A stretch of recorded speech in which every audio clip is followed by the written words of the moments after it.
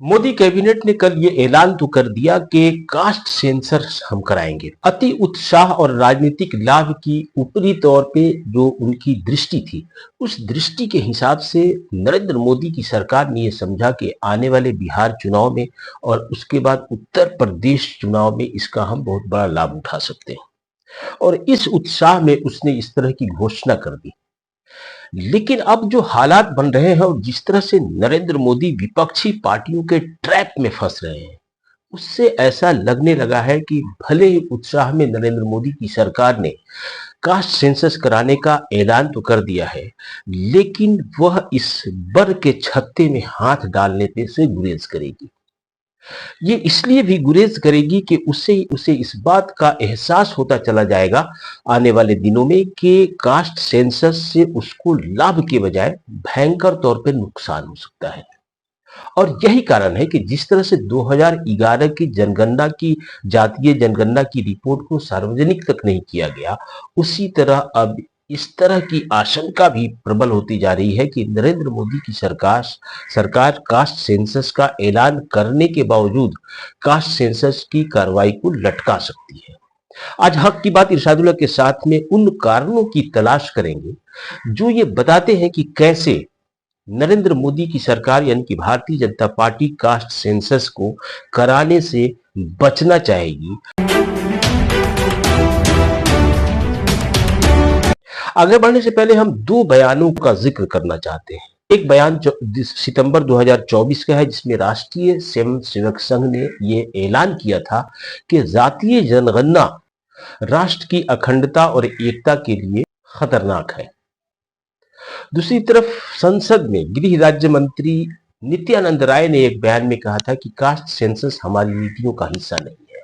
और अगर आप भारतीय जनता पार्टी के सोशल स्ट्रक्चर को देखें, जिसपे वर्चस्व जो है सो अपर कास्ट और बनिया जातियों का है, और ये हर हाल में भारतीय जनता पार्टी पे अपना नियंत्रण रखना चाहती हैं। आरएसएस पूरी तरह से ब्राह्मणवादी संगठन के रूप में कुख्यात है और भारतीय जनता पार्टी भी ब्राह्मणों और बनियों की पार्टी के रूप में मानी जाती है।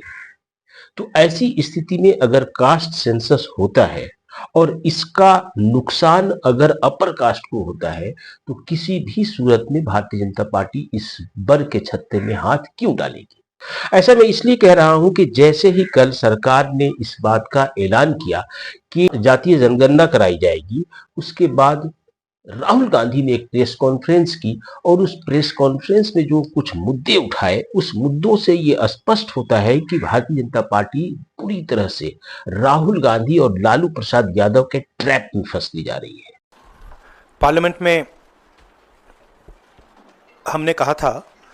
कि कास्ट सेंसस को हम करवा के छोड़ेंगे। राहुल गांधी ने प्रेस कॉन्फ्रेंस में कहा कि आप कास्ट सेंसस का ऐलान कर चुके हैं, आप हमें समय सीमा बताइए कि आप ये करना कब है। और दूसरा, उन्होंने जो महत्वपूर्ण बात कही कि जिसकी जितनी भागीदारी है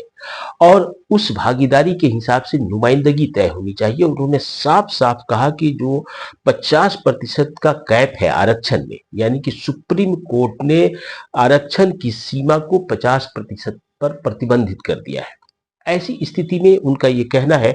राहुल का ये कहना है कि 50% की सीमा को गिराना होगा, उस दीवार को गिराना होगा। उस दीवार के गिराने का साफ साफ मतलब ये होता है कि राष्ट्रीय और राज्यों के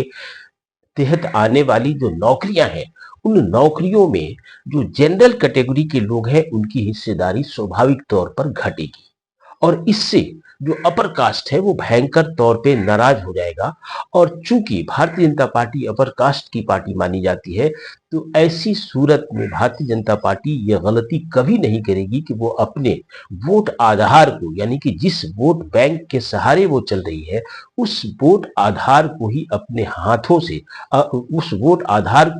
हाथों से ध्वस्त कर दे। इसी तरह का एक बयान लालू प्रसाद ने कर दिया। लालू प्रसाद ने 2024 के राष्ट्रीय सेवक संघ के उस बयान को रिट्वीट करते हुए तब कहा था कि हम कान पकड़ के उठक बैठक करा करके संघियों और भाजपाइयों से जातीय जनगणना करवाएंगे। और जब कल सरकार ने ऐलान किया तो उन्होंने याद दिलाया कि मैंने कहा था कि इनसे हम जनगणना करवा के रहेंगे। और अब अत्यंत पिछड़े वर्ग के लोगों को और पिछड़े वर्ग के लोगों को आरक्षण की बात होगी और उनको हम आरक्षण भी दिलवाएंगे और इन्हीं लोगों से दिलवाएंगे। लालू प्रसाद यादव का स्पष्ट संदेश है कि अगर जातीय जनगणना होती है और अलग अलग जातियों की आबादी का पता चलता है और सरकारी सेवाओं में या फिर अलग अलग संस्थानों में उनकी नुमाइंदगी का पता चलता है, तो इससे एक बात स्पष्ट होगा कि अनुसूचित जाति, अनुसूचित जनजाति और अदर बैकवर्ड कास्ट के बीच में एक जातियों का समूह है। वो जातियां जो बिहार में ईबीसी यानी कि अत्यंत पिछड़ा वर्ग कही जाती हैं, इनकी नुमाइंदगी हर स्तर पर कम है। हकीकत तो ये है कि ईबीसी की नुमाइंदगी, ईबीसी की आबादी, कुल जो आबादी है बिहार में अगर 36% है, तो इनकी सरकारी सेवाओं में या सरकार के उपक्रमों में या फिर सांसदों या संसद या फिर विधानसभाओं में इनकी नुमाइंदगी काफी कम है, इसलिए कि इन्हें आरक्षण का लाभ कभी नहीं मिला। अनुसूचित जाति के लोगों को आरक्षण का लाभ मिला तो इसके कारण उनकी जो नुमाइंदगी है एक सीमा रेखा तक पहुंच जाती है,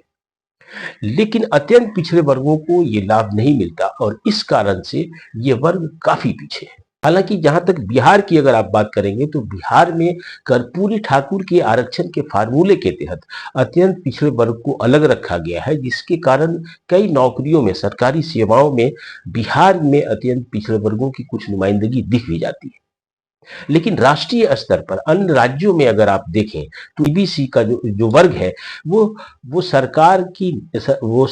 के किसी भी संस्थान में या सेवाओं में उनकी नुमाइंदगी बड़ी पैमाने पे कम है। जैसे ही कास्ट सेंसस पूरा होगा तो उस सूरत में जो ये आवाज मजबूती से उठेगी कि जिनकी भागीदारी नहीं है उनकी भागीदारी को सुनिश्चित करने के लिए आरक्षण की जो 50% की सीमा है उस सीमा को ध्वस्त करना होगा और उन समुदायों को जिनकी नुमाइंदगी नहीं है उन्हें आरक्षण देना होगा।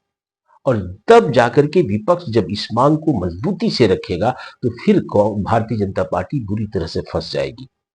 क्योंकि ये जो भागीदारी है, जब भागीदारी की बात होगी और आरक्षण की सीमा से जो कैप है, जो एक तरह से पाबंदी है 50% की, उसको अगर ध्वस्त किया जाएगा तो वैसी सूरत में इसका जो खामियाजा है अपर कास्ट को उठाना पड़ेगा और जो अगड़े वर्ग के लोग हैं वो इस बात को स्वीकार नहीं कर सकते हैं,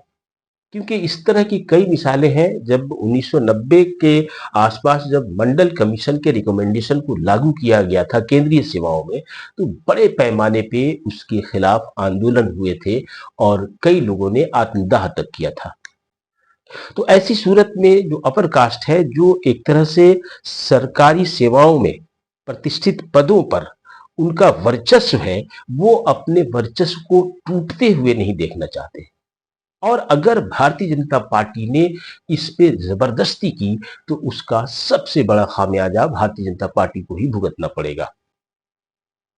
अब रही बात कि बिहार इलेक्शन में इसका लाभ लेने की जो मंशा थी, दरअसल अगर नरेंद्र मोदी की सरकार इस बात का ऐलान भी करती है कि हम कल से कास्ट सेंसस कराने जा रहे हैं, तो कोई ये 10 दिनों का खेल नहीं है। ऐसी सूरत में जो बिहार विधानसभा का चुनाव है इसमें उसका लाभ नहीं मिलने वाला है।